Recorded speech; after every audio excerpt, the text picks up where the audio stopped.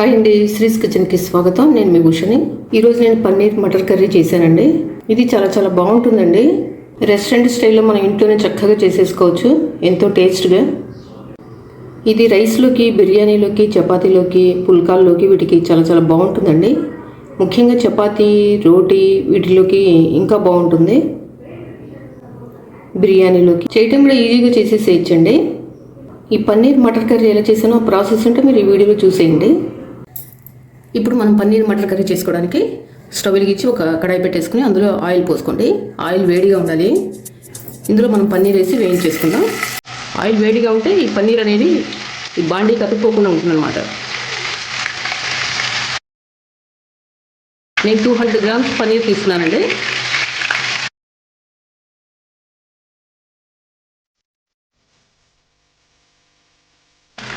మరి ఎక్కువ వేయించేసేవాకండి, కొంచెం గోల్డ్ కలర్ రాగానే తీసేయండి.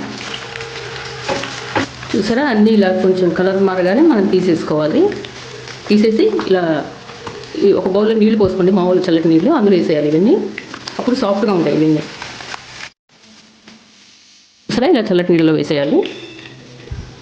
ఇప్పుడు ఇదే ప్యాన్లో మనం ఆయిల్ కొంచెం ఎక్కువగా ఉంది కదా, తీసేద్దాం. 2 టేబుల్ స్పూన్స్ అలా ఉంచుకోండి ఆయిల్ అంతే.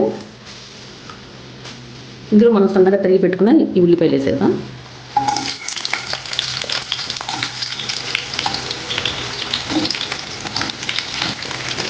కొంచెం మీడియం ఫ్లేమ్లో పెట్టుకోండి.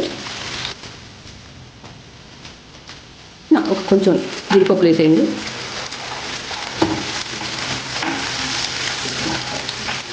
ఇవి కొంచెం వేగిన తర్వాత చూసారా ట్రాన్స్పరెంట్గా వచ్చేసినాయి. ఇప్పుడు ఈ టమాటా ముక్కలు ఇవి కూడా వేసేయండి. ఇందులో దీని మీద 1 నిమిషం మూత పెట్టేద్దాం. కొంచెం మగ్గితే చాలా, ఎక్కువ వేగక్కర్లేదు.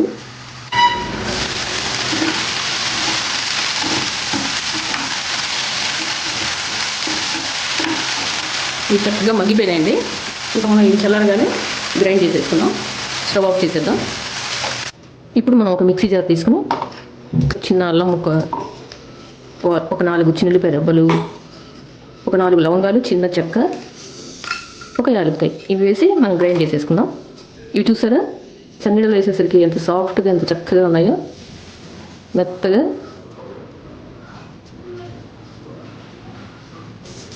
మెత్తగా ఉంటాయి అన్నమాట. ఇలా వేసుకుంటే లైట్గా వేయించుకుని మీరు నీళ్ళలో వేసుకోండి. ఇలా మనం గ్రైండ్ చేసుకుందాం. ఇదిగోండి, ఇలా గ్రైండ్ చేసేసుకున్న తర్వాత ఈ టమాటా ముక్కలు, ఉల్లిపాయ ముక్కలు ఇవి చల్లారిపోయినాయి చూసారా. వీటిని కూడా ఇందులో వేసేసి మనం గ్రైండ్ చేసేసుకుందాం. ఇది ఇప్పుడు గ్రైండ్ చేసేసుకున్నాం మనం. ఇదిగోండి, ఇలా మెత్తగా పేస్ట్ లాగా చేసేసుకోవాలి. చూసారా, చక్కగా పేస్ట్ లాగా చేసేసుకోవాలి. ఈ బఠానీలు నేను బఠానీ కాయలు ఉంటాయి కదండి, అవి తీసుకొచ్చి నేను ఇట్లా ఒలిచేసి కొంచెం వేడి నీళ్ళలో వేసి పెట్టేశాను. వెలిగించుకుని ఒక కడాయి పెట్టేసుకుని అందులో ఆయిల్ పోసుకోండి. కొంచెం ఒక 2 టేబుల్ స్పూన్స్ ఆయిల్ వేసుకోండి. ఎక్కిన తర్వాత ఇలా సన్నగా తరిగి పెట్టుకున్న ఉల్లిపాయలు, పచ్చిమిర్చి వేసేయండి. ఇందులో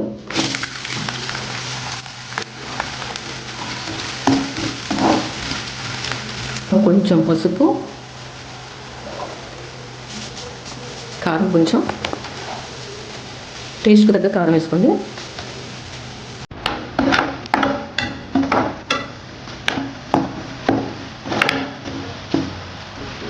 ఇప్పుడు కసూరి మేతి కొంచెం ఇలా కలిపి వేసేయండి ఇందులో.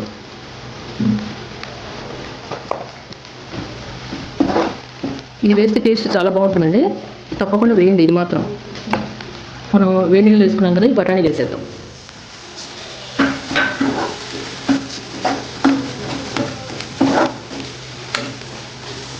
గ్రైండ్ చేసుకున్నాం కదా ఈ టమాటా, ఉల్లిపాయ, జీడిపప్పు పేస్ట్ ఇది వేసేద్దాం ఇందులో.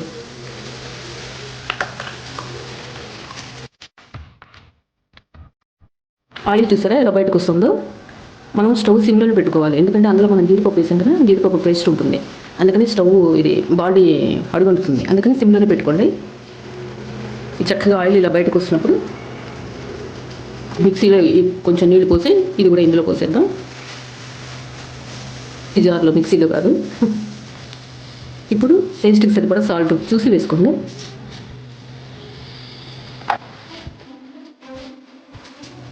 ఇప్పుడు పన్నీర్ ముక్కలు ఉన్నాయి కదా, ఈ నీళ్ళు తీసేసి ఇందులో వేసేయండి.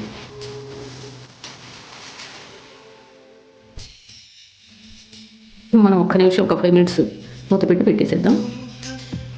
ఒక్కసారి ఉప్పు కారం సరిపోయిందో లేదో చూసుకోండి. మీకు ఇష్టమైతే ఇలా కొంచెం షుగర్ వేయండి, టేస్ట్ అనేది బ్యాలెన్స్ అవుతుంది.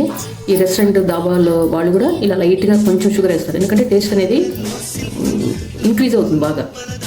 అలానే ఎక్కువ ఇవ్వకండి, తీయగా ఉండేట్టుగా కొంచెం వేయండి అంతే.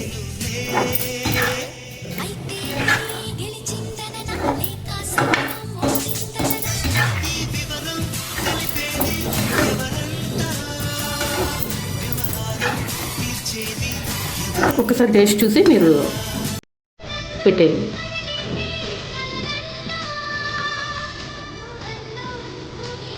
అసలు అదిరిపోయిందండి. అసలు రెస్టారెంట్ కానీ దాబాలు కానీ ఏమి పనికిరావు, అంత బాగుంది. ఒక 5 minutes మనం మూత పెట్టేద్దాం.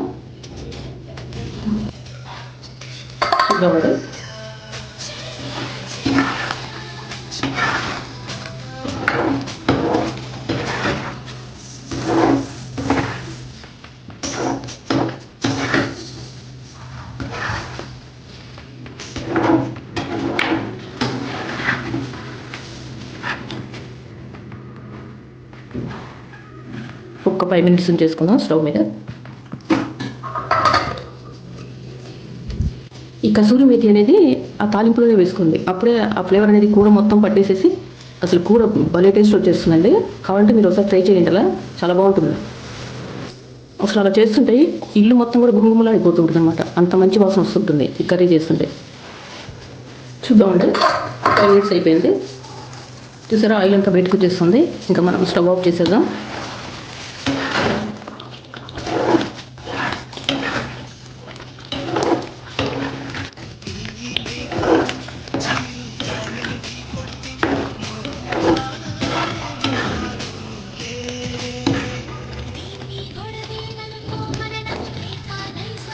ఇంకా ఆఫ్ చేసేద్దామండి స్టవ్. వేరే సర్వింగ్ బౌల్లోకి తీసేసుకుందాం. దించబోయే ముందు మనం కొంచెం కొత్తిమీర చల్లేసుకుందాం అండి.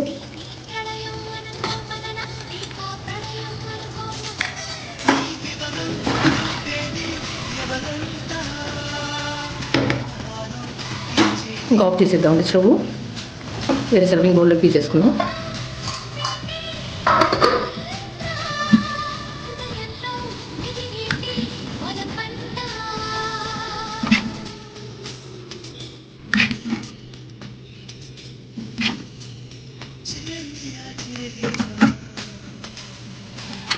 అంతేనండి, పన్నీర్ మటర్ కర్రీ చేయడం అయిపోయింది.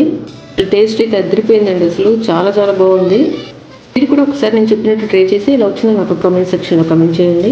ఈ వీడియో మీకు నచ్చినట్లయితే లైక్ చేయండి, షేర్ చేయండి మీ ఫ్రెండ్స్ అందరికీ, రిలేటివ్స్ అందరికీ. కొత్తగా నా ఛానల్ ఏమైనా చూసినట్లయితే తప్పకుండా సబ్స్క్రైబ్ చేసుకోండి. మరిన్ని కొత్త కొత్త వీడియోస్ కోసం నా ఛానల్ సబ్స్క్రైబ్ చేసుకోండి. Thanks for watching. బాయ్ అండి. మీరు నన్ను కొంచెం ఎంకరేజ్ చేయండి చాలు, నేను మరింత రెట్టించిన ఉత్సాహంతో మంచి మంచి రెసిపీస్ మీకోసం నేను చేసి చూపిస్తాను. Thanks for watching. బాయ్ అండి.